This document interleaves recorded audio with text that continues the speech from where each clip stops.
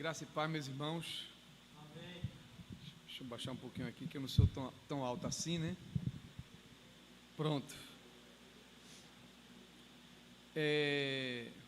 Vamos estar orando, meus irmãos, pedindo a Deus, né, que Ele possa nos iluminar com a Sua palavra, porque todos nós sabemos que quando nós viemos para a casa do Senhor, principalmente a gente que prega, ministra, na verdade a gente não tem nada. Se não for dado pelo Senhor, nós não temos nada. Mas que o Espírito Santo ele possa estar iluminando e pela sua graça e misericórdia, ele olhando lá dos altos céus, ele olha esse cantinho aqui, já no finalzinho aqui das terras aqui de Maria Farinha, e encontre um povo com o coração aberto, com a mente disponível para receber a palavra. Só assim, meus irmãos, é que nós poderemos receber do alto. Amém? Amém. Porque dia de mar não tem nada. Mas aquele que chamou a cada um de nós, ele dá a porção do dia, assim como ele deu lá no maná, no deserto. Todo dia tem uma porção diária. Que pela sua graça, ele nessa noite dispense também sobre nós a sua porção nessa noite. Senhor nosso Deus, obrigado, Senhor, por esse privilégio, mais uma vez, de nos reunir aqui em Maria Farinha com a Tua igreja. Essa Tua igreja, Senhor, que ela é una, ela está espalhada em todo o globo terra. Existe, Pai, um povo aqui na terra que será tirado, um povo que Te adora em espírito e em verdade. E eu quero crer, Senhor, que nesta noite, aqui está uma pequena fração desse povo, um pequeno grupo, Senhor, que apesar de ser tão pequeno, que anda na terra, mas seu coração está ligado no céu. Louvado seja o Teu nome, Senhor. É assim, Senhor, que nós nos encontramos diante de Ti. Está aqui, Senhor, nesta hora, a Tua palavra aberta. E o que eu te peço, Senhor, é que Tu possa distribuir para cada um dos nossos corações aquilo que estamos precisando, Senhor, de ouvir. Não aquilo que nós queremos ouvir, mas aquilo que Tu queira nos falar, Pai. Tu possa estar nos utilizando, Pai, como o Teu canal. Que as palavras dos meus lábios e que o meditar do meu coração, Senhor, ele possa estar consonante com a Tua vontade e o Teu querer nesta noite. Assim eu oro e Te agradeço no nome de Jesus. Amém. Amém, meus irmãos? Louvado seja Deus. É isso aí, povo animado, povo feliz. Tem que ser, meus irmãos. Acho que ontem teve jogo do esporte, né? Se eu não me engano, teve, pastor, ontem? Teve jogo do esporte. E certamente quando tem esses jogos, né, as pessoas vibram, as pessoas, quando é gol, gritam gol, né? E coisa assim. Então, na casa do Senhor, a gente também tem que estar avivado. Muito mais do que Ele, porque a gente sabe, né? A alegria dele, o grito dele é um grito que, nesse jogo pode gritar, mas no outro pode chorar. Mas no da gente, a gente grita hoje, grita amanhã, grita depois, até o arrebatamento da igreja. Amém? Amém? Amém? Amém. Vamos embora. Meus irmãos, carta de Paulo aos Efésios, essa preciosidade que nós estamos estudando, e hoje nós iremos nos deparar com o versículo 15 em diante. Esse versículo 15, ele vai trazer para nós duas palavras que a gente não pode deixar de trabalhar essas palavras nesse versículo 15. O nosso diácono Maicon leu do 15 até o 23, mas olhando para o 15, ele diz assim: pelo que ouvindo eu também falar da fé que entre vós há no Senhor Jesus e do vosso amor para com todos os santos. Quero destacar aqui, nesse versículo aqui 15, meus irmãos, é que Paulo, quando ele escreveu essa carta, ele fazia mais ou menos em torno de 3 a 5 anos que ele tinha saído dessa cidade de Éfeso, que nós lembre bem, chamo sua mente cativa totalmente a todos os estudos que nós fizemos anteriormente, para que a nossa compreensão fique mais clara. Lembrando que quando Paulo esteve nessa cidade, foi na sua terceira viagem missionária. Nessa cidade ele passou 3 anos, e aqui ele já tem voltado para Jerusalém, e depois de Jerusalém ele é preso, está em Roma, que nós estudamos que esse aqui é uma carta chamada Carta do Cativeiro, quando ele estava preso lá em Roma. E aqui agora, há mais ou menos de 3 a 5 anos, ele agora está escrevendo essa carta para aqueles irmãos. E o coração de Paulo ardia quando ele pensava naqueles irmãos que ele tinha deixado lá há 5 anos. E agora ele está mais uma vez escrevendo para aqueles irmãos, agora não apenas, ele não agora não está presencial, fisicamente, mas ele agora está mandando uma carta. E Paulo então fica sabendo de que aquele evangelho, aquela fé que tinha sido nutrida durante aqueles 3 anos, aqueles irmãos estavam permanecendo naquela fé. E agora, é por isso que ele vai dizer, pelo que ouvindo, eu também falar da fé que há entre vós. Havia naquela igreja, naquela comunidade, havia uma fé viva. E essa fé viva, meus irmãos, é que move a igreja para que a igreja esteja ativa. Ativa no evangelismo, ativa no discipulado, ativa no trabalho com as crianças, nos eventos com as crianças, nos cultos com as crianças, ativa na vigília, ativa no discipulado, ativa na oração, ativa nos cultos. E Paulo sabia que aquela igreja que se encontrava ali em Éfeso, a igreja estava em plena atividade. E ele não se reserva, ele não se contém, ele não se detém em dizer que aquela igreja que ouviu falar daquela fé que estava viva naquela igreja. Irmãos, e permeava naquela igreja ali algumas heresias, alguns ensinos, inclusive um dos ensinos chamado dos ensinos dos nicolaítas. Esses nicolaítas, a gente vai ler ele lá em Apocalipse capítulo 2, versículo 2, esses nicolaítas, ele vai dizer, conheço as tuas obras e o teu trabalho e a tua paciência, e que não pode sofrer os maus, e puseste às provas os que se dizem mentirosos, os que não, puseste à prova os apóstolos, e não são, e tu já achaste mentirosos. Apocalipse 2,6 vai dizer, tens porém isto, aqui é Jesus apontando para uma virtude que estava acontecendo naquela igreja, tem porém isto, que odeias as obras dos nicolaítas, as quais eu também odeio. Aí uma pergunta, quem eram esses nicolaítas que estava permeando aquela igreja de Éfeso, que estava sondando aquela igreja de Éfeso, que a igreja reprovou esse comportamento? Quem eram esses nicolaítas? Quando nós vamos para a literatura, procurar estudar um pouco, buscar sobre o que os pais da igreja, o que Flávio Josefo, o que os historiadores falaram acerca desse nicolaítas. Existem algumas interpretações que dizem que esses nicolaítas eram seguidores de Nicolau. E quem foi Nicolau na igreja do primeiro século?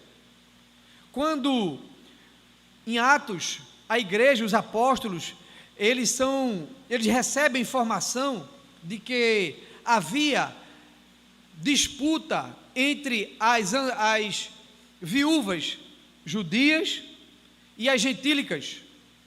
E quando a igreja fica sabendo dessa confusão que estava havendo, dizendo que havia favorecimento por parte dos judeus, mas as viúvas que eram judias, por serem judias, E aí os discípulos decidem em constituir diáconos, homens cheios do Espírito Santo e de fé, para ficar responsável para essa tratativa. Então, entre esses diáconos, existe um diácono chamado Nicolau. Nicolau era um diácono, um homem de Deus, um homem cheio de fé, um homem cheio de ousadia, e algumas traduções dizem que, alguns comentaristas dizem que esse Nicolau, que estava dentro da igreja, que era da igreja, uma interpretação diz que ele se corrompeu e levou muitos a si. E o próprio termo nicolaíta, dividindo no grego, ele é Nico, que quer dizer conquista, e atas é pessoas. Então, fica pessoas que são conquistadas pelo grupo de Nicolau. Isso são traduções de historiadores da época do primeiro século. Outros vão dizer que, na verdade, quem se corrompeu não foi Nicolau, mas algumas pessoas que, sabendo da referência de quem era Nicolau, fez o movimento e botou o nome de Nicolaitas para sugestionar, para dizer que esse grupo tinha a anuência, tinha a prescrição, a permissão de Nicolau. Mas, embora existem traduções historiadores que divergem entre um e outro, mas, apesar de esses nicolaítas estarem na igreja de Éfeso, estavam querendo corromper os irmãos de Éfeso, o texto de Apocalipse 2,6 vai dizer que quando os irmãos da igreja de Éfeso identificaram esses nicolaítas, Jesus vai dizer, através de João, lá na visão de Apocalipse, vai dizer: eu odeio esses que praticam as obras dos nicolaítas. E no elogio que ele trouxe para a igreja de Éfeso, ele vai dizer assim: e vocês, efesianos, vocês também repudiam, reprovam esse tais comportamento. Então, isso foi um elogio que a igreja de Éfeso ela recebeu por parte do próprio Cristo, através de João. Já em Apocalipse capítulo 2, versículo 13, ele vai dizer para a igreja de Éfeso, que essa fé robusta que era praticada lá pelos irmãos: conheço as tuas obras, e onde habitas, e que onde está o trono de Satanás. Meus irmãos, você já pensou uma igreja viver e habitar num ambiente em que é o trono de Satanás? Misericórdia mesmo. Porque a igreja, apesar de viver nessa ambiência, a igreja permanecia com a sua fé viva.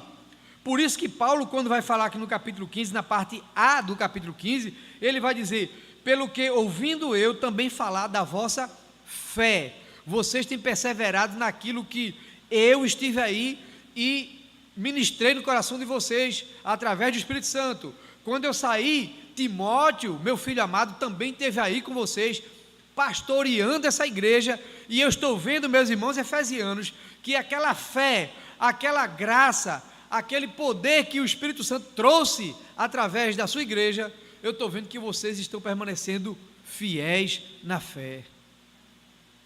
Meus irmãos galileus da paróquia Galiléia aqui em Maria Farinha, eu sinto que essas palavras, elas precisam mover muito o nosso coração, porque a Bíblia, ela não é um livro simplesmente para a gente ler e admirá-lo, e dizer que palavras bonitas, que coisa interessante, como as coisas se encaixam. As Escrituras Sagradas, meus irmãos, ela não é apenas para isso, porque também ela é de se admirar, por causa das inerrâncias das Escrituras. Quando a gente vai estudar a inerrância das Escrituras, a gente vai ver que pessoas em séculos que viveram diferente, eles não se comunicaram, não tinha WhatsApp, não tinha e-mail, não tinha Instagram, Mas o que um fala, que um profeta fala, depois de 200, 300 anos, o mesmo profeta vai falar numa inspiração tão maravilhosa, que quando a gente olha, de fato é admirável, porque a Bíblia não se contradiz, muito pelo contrário, ela se complementa, ela valida, ela ratifica. Então, a Bíblia sim é um texto admirável, mas muito mais além da admiração, meus irmãos, essa fé que esses irmãos de Efésios tinham é para ela saltar das páginas da Bíblia e se jogar em nosso coração e na nossa mente, para que nós também venhamos viver essa fé vívida, para que não venhamos ser uma igreja morta, como foi a igreja de Laodiceia. Ele disse para Laodiceia: como vocês não são nem quente e nem frio, quisera eu que pelo menos vocês fossem alguma coisa ou outra, mas vocês estão em cima do muro. E o cristão, meus irmãos, ele não pode viver e nem ficar em cima do muro, ele tem que ser de Cristo. Amém? Não tem que ficar duvidando: será que eu vou seguir o Evangelho? Será que eu vou firme? Será que eu vou em frente? Será que eu vou cair? Ah, mas eu já caí tanto. O cair é do homem, mas o levantar é do Senhor.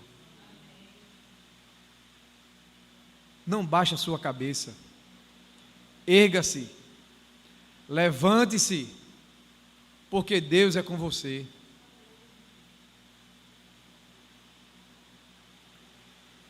E Paulo exorta, Paulo engrandece essa fé que estava no coração daqueles irmãos. Meus irmãos, eu vou fazer uma pergunta, mas você responda para vocês mesmos. Não precisa falar.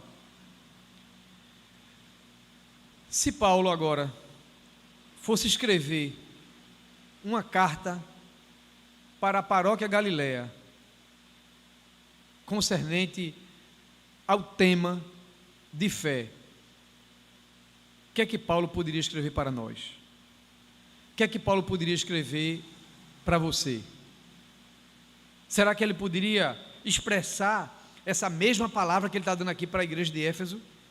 Pelo que, ouvindo eu também falar da fé que há entre vós no Senhor Jesus e do vosso amor. Será que Paulo poderia repetir essas palavras que ele disse à igreja de Éfeso? Será que o Espírito Santo pode olhar para você, para o seu coração aqui agora, e dizer assim: olha, Paulo não tem como voltar mais, mas o Espírito Santo que inspirou Paulo, ele está aqui nessa noite. O Espírito Santo que inspirou Paulo, ele fala com cada um de nós aqui nessa noite. Então, meus irmãos, será que Paulo, que o Espírito Santo, ele também pode marcar as tábuas do nosso coração com essa mesma palavra? Edmar, o Espírito Santo tem lhe sondado e tem encontrado fé no seu coração. Pastor Bernardo, o Espírito Santo tem lhe sondado. Janete, Jane, Simone, Clara, Maicon, Augusto, o Espírito Santo tem sondado e tem encontrado fé no seu coração. Meus irmãos, a segunda parte desse versículo, a parte B, nós falamos até então a parte A, nós agora olhamos para a parte B, que é exatamente a questão do amor. O amor, meus irmãos, é o tempero, preste bem atenção, o amor é o tempero fundamental para a existência de qualquer vida e principalmente de uma comunidade. Se na casa, no nosso lar, nós com a nossa esposa, com nossos filhos, nossas filhas, se nós precisamos ter amor, você imagine numa comunidade de fé, que as pessoas vêm de origens familiares diferentes, que um pensa de um jeito, outro pensa de outro, mas Paulo, quando escreveu para os efesianos, ele disse assim: e eu destaco também, além da fé, eu quero destacar no meio de vocês que existe amor. O amor, meus irmãos, ele é exatamente esse tempero que não pode faltar em nossas vidas. Eu gostaria de ler com vocês Coríntios, capítulo 13, primeira carta de Paulo aos Coríntios, no capítulo 13.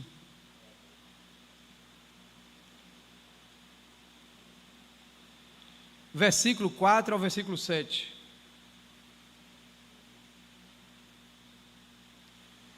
Ainda que eu falasse a língua dos homens, esse é o versículo 1. Vamos ler do 1 em diante então. Ainda que eu falasse a língua dos homens e dos anjos, e não tivesse amor, seria como um metal que soa, ou como um sino que tine. E ainda que eu tivesse o dom de profecia, e conhecesse todos os mistérios e toda a ciência, e ainda que eu tivesse toda a fé, de maneira tal que transportasse os montes, e não tivesse amor, nada seria. Ainda que distribuísse toda a minha fortuna para sustento dos pobres, ainda que entregasse o meu corpo para ser queimado, e se não tivesse amor, nada disso me aproveitaria. Versículo 4 agora. O amor é sofredor, é benigno, o amor não é invejoso, o amor não trata com leviandade, não se ensoberbece, não se porta inconvenientemente, não busca os seus interesses, não se irrita, não suspeita mal, não folga com a injustiça, mas folga com a verdade. O amor tudo sofre, tudo crê, tudo espera e tudo suporta. Quando Paulo se reporta a essa igreja, falando de que o amor que ele tinha para com todos e para com os santos.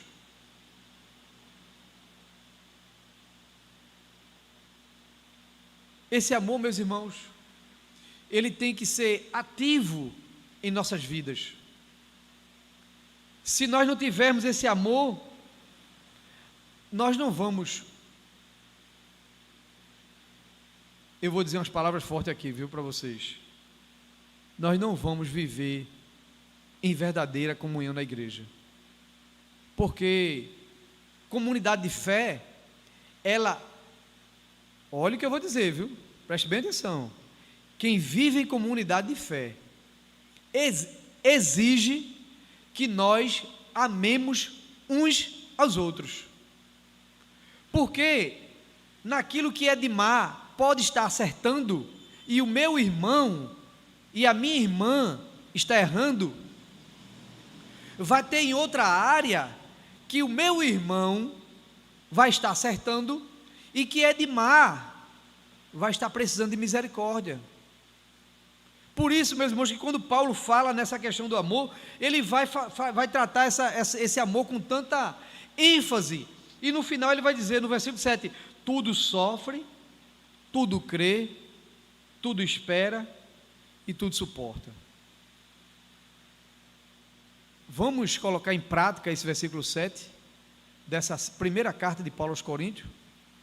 Ele não está dizendo assim, olha, igreja da Galileia, igreja em Maria Farinha, o amor, algumas coisas sofre, algumas coisas crê, algumas coisas espera, e algumas coisas suporta, mas ele está dizendo aqui, meus irmãos, tudo não está ficando brecha para exceção.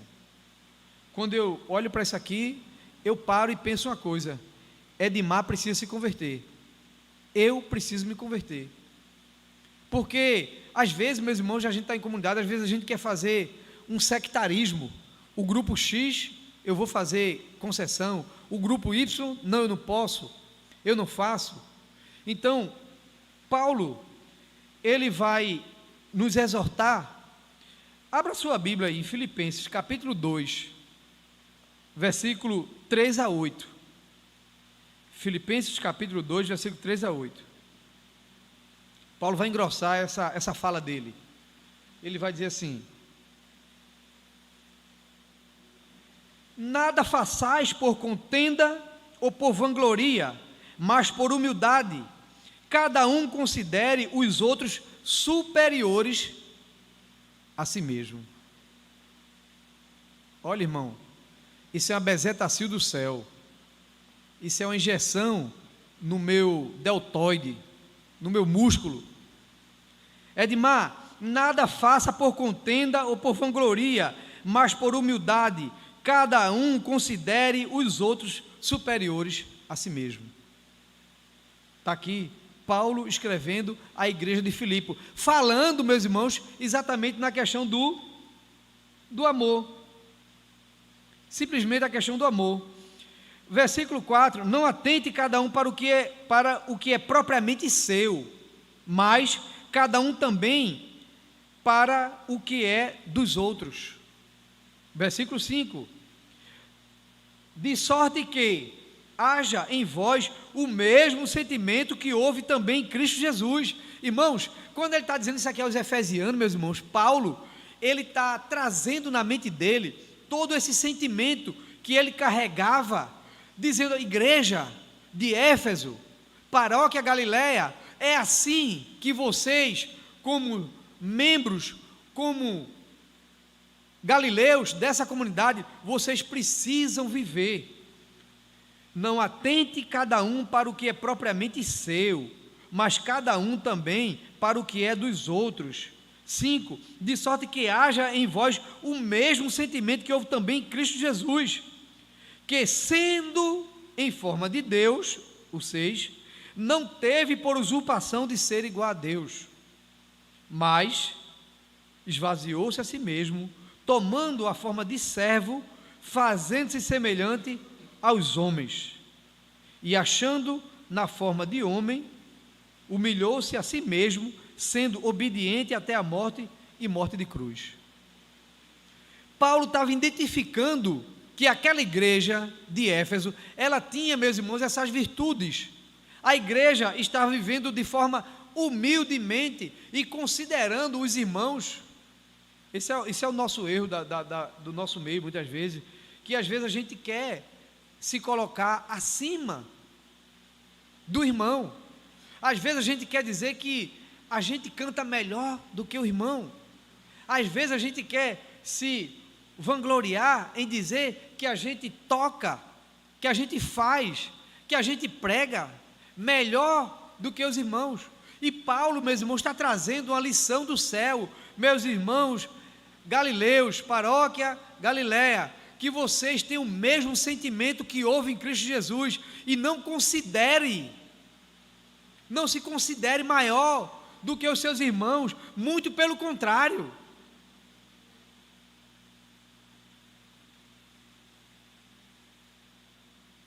Tenha em você o mesmo sentimento que houve em Cristo Jesus, que se humilhou,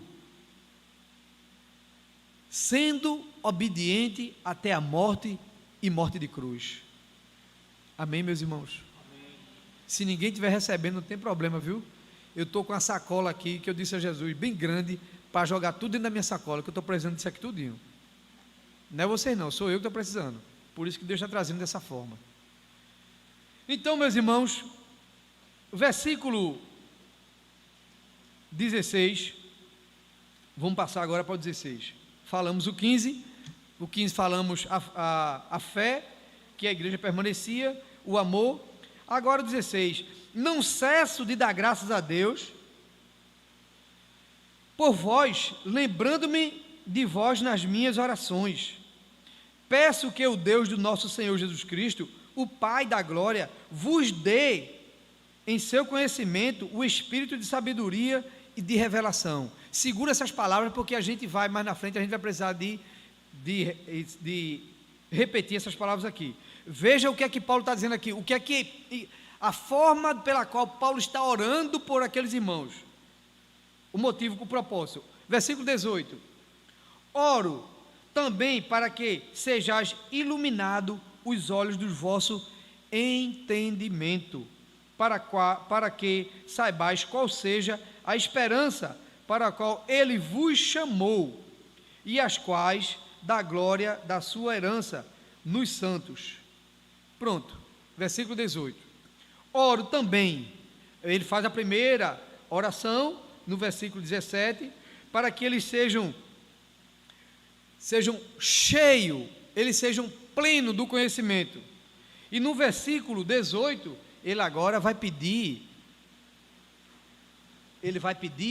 para nós que estamos aqui desde primeiro estudo, principalmente observando o contexto religioso da cidade de Éfeso, ele vai dizer assim: para que sejam iluminados os olhos do vosso entendimento. O que será isso que Paulo, qual é o contexto que Paulo está falando para aquela igreja? Meus irmãos, Paulo estava chamando a atenção em sua oração para aquela igreja, para que os irmãos dos Efesianos, ele não olhasse o seu entorno, ao seu redor, apenas e absolutamente apenas com os seus olhos naturais. Paulo estava dizendo para aqueles irmãos efesianos: eu oro para que os seus olhos sejam iluminados e vocês consigam enxergar, vocês consigam ver que a obra que Deus está fazendo no meio de vocês é uma obra espiritual, e só quem pode enxergar isso é quem, meus irmãos, está com a mente iluminada pelo Espírito Santo de Deus, porque Paulo vai dizer que o homem carnal, ele não pode entender as coisas espirituais. Amém? Amém.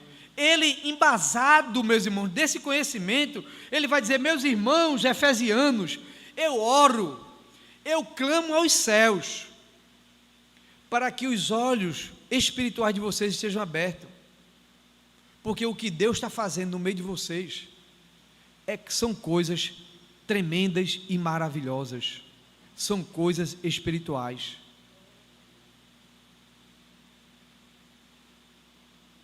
Quando eu me deparo com esse texto, eu caio de joelho e digo diante do Senhor: Senhor, o que o Senhor fez através dos nossos irmãos lá em Efésios não é nada diferente do que o Senhor está fazendo em nossa igreja hoje, porque nós olhamos, meus irmãos, não é com a lente dos olhos humanos, nós conseguimos enxergar o agir de Deus através de coisas espirituais que Ele está fazendo em nosso meio.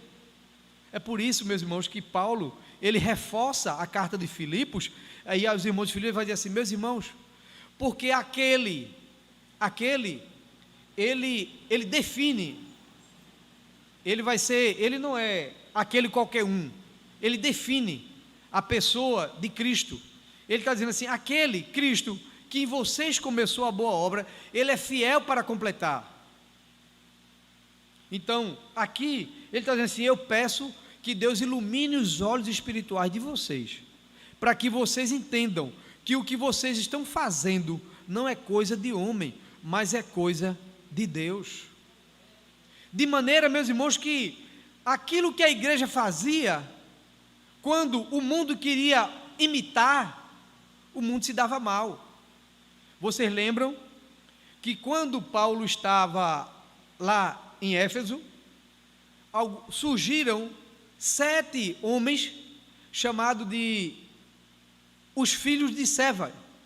Seva era um sacerdote lá da sinagoga, e esses 7 filhos dele foram inventar, preste bem atenção, de expulsar um demônio em nome do Jesus que Paulo pregava.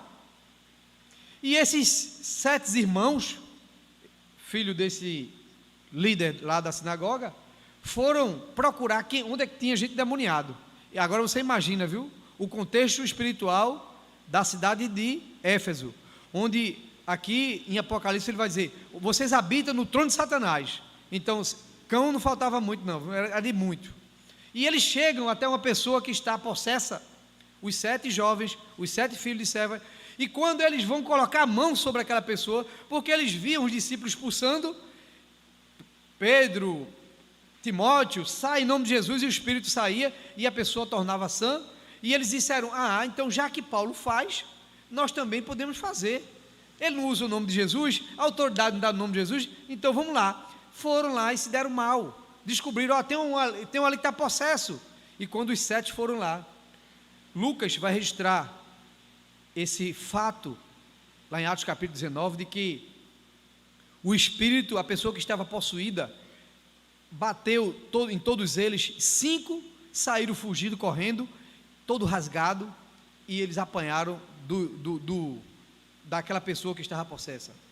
Porque a questão, meus irmãos, que a igreja, o poder que está na igreja, ele é um poder espiritual. Em você não tem nada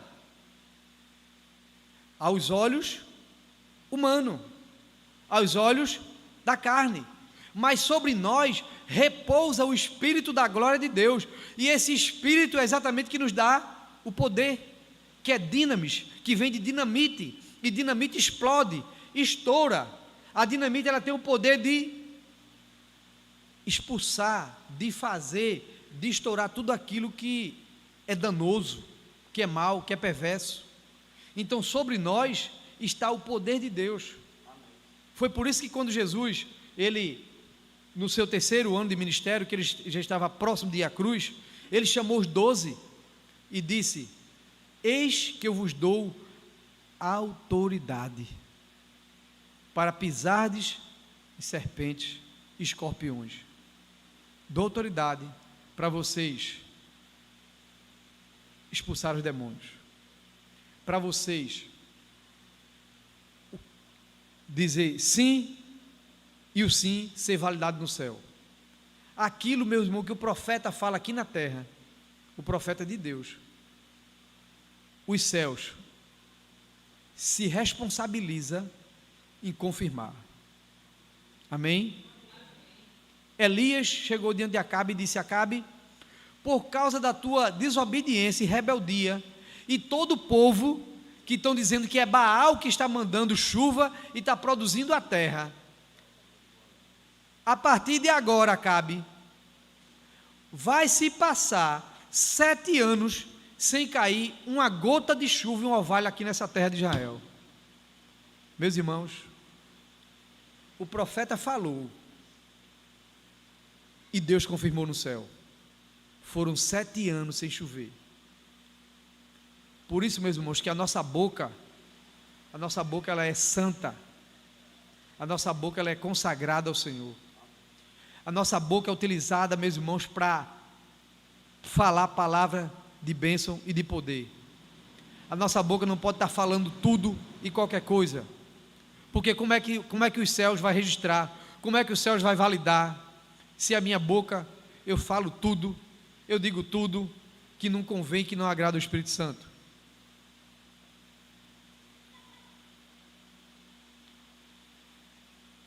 E Paulo vai dizer isso àquela igreja, oro também, para que sejam iluminados os olhos do vosso entendimento, para que saibais qual seja a esperança para a qual vos chamou. O 19, qual a suprema grandeza do seu poder para conosco, os que cremos, segundo a operação da força do seu poder, que manifestou em Cristo, ressuscitando dentre os mortos e fazendo sentar-se à direita nos céus. Versículo 20, meus irmãos, ele vai dizer que manifestou em Cristo, ressuscitando dentre os mortos e fazendo sentar à sua direita nos céus.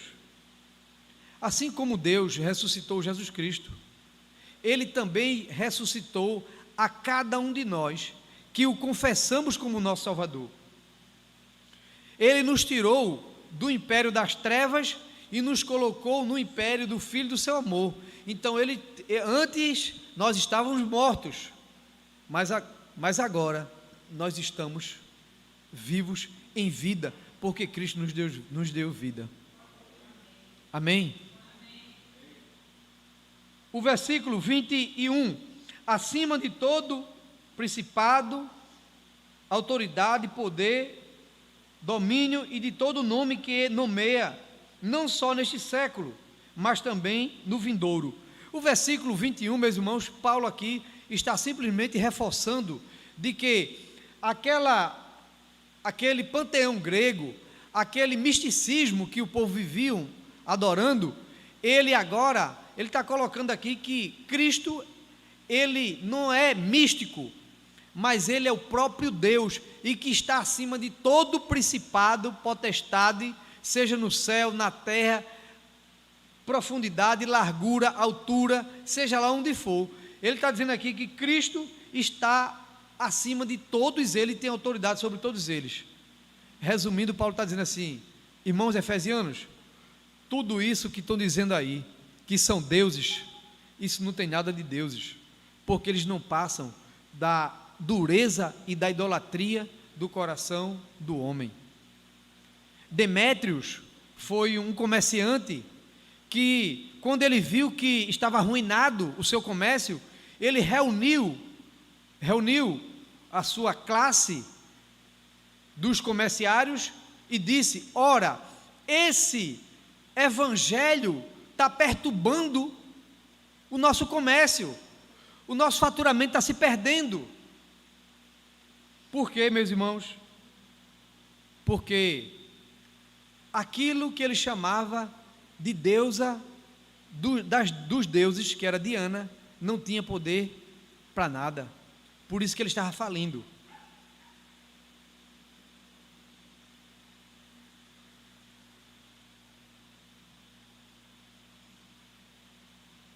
Mas Demétrio, como comerciante, estava falindo.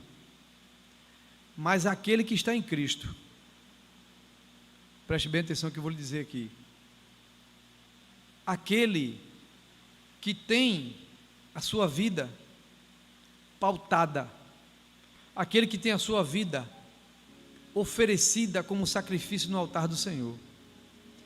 O comércio de Demétrio quebrou, mas o seu comércio não quebra. O seu comércio não quebra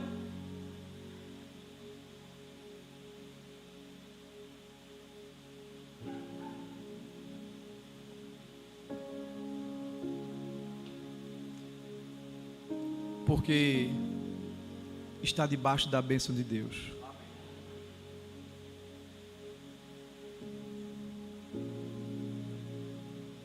Balaão subiu no monte e Balaque ofereceu ouro e prata. Balaão sobe, amaldiçoa o povo de Israel, amaldiçoa o povo de Deus. E Balaão subiu animado, com o coração voltado para ouro e prata. Na hora que preparou o altar, na hora que foi fazer a mantinga dele lá, a voz de Deus brada do céu. Preste atenção, a voz de Deus clama do céu no coração de Balaão. Balaão, contra esse povo não há feitiço, contra Jacó, e contra Israel não há encantamento, porque aquele a quem a mão de Deus está abençoando, ninguém pode amaldiçoar. Louvado seja o nome do Senhor. Fique debaixo da tenda, da cobertura espiritual de Deus, porque a maldição chega na sua porta. Aleluia.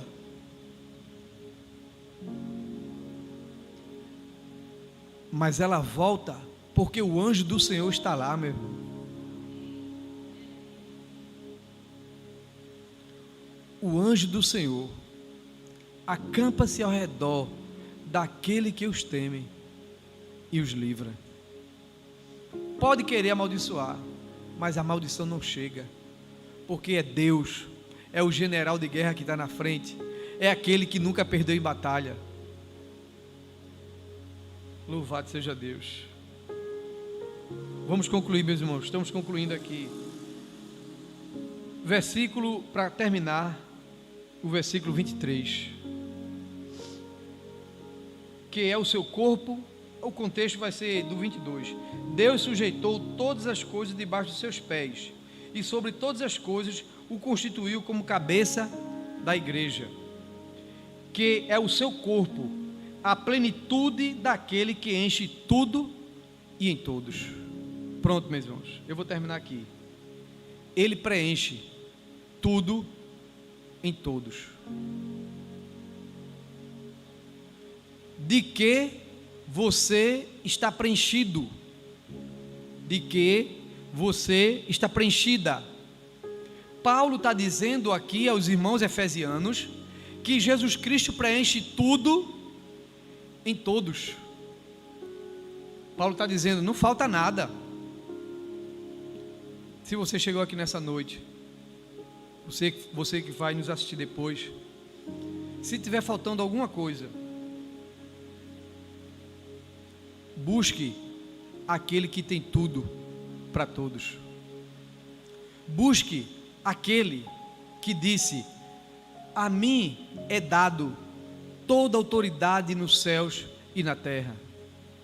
Eu não sei se porventura está faltando o quê?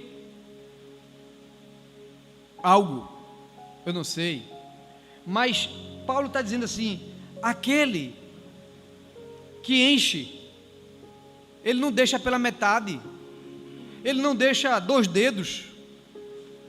Quando eu olho para a figura desse copo aqui na minha mão, ele não está cheio, ele está quase cheio, está um pouco mais de meio, mas não está cheio. Mas Paulo está dizendo aqui que ele enche. O que é que está precisando na sua vida de Cristo encher?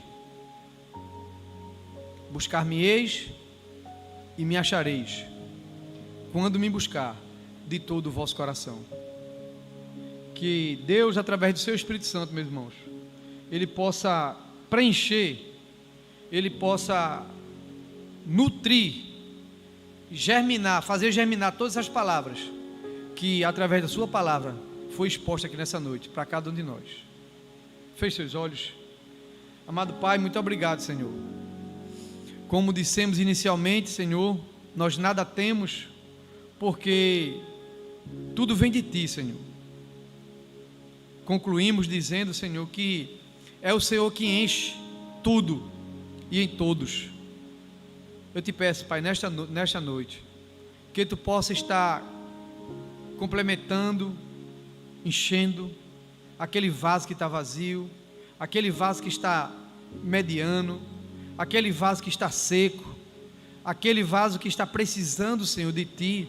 Que o Teu Espírito Santo nesta noite, Pai, venha com a porção desta noite e preencha, Senhor, cada coração aqui nesta noite.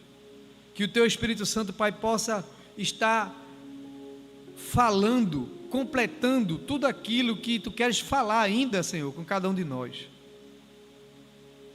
Assim nós oramos, Te agradecemos, no nome precioso, maravilhoso, valioso de Jesus Cristo, nosso Senhor. Amém.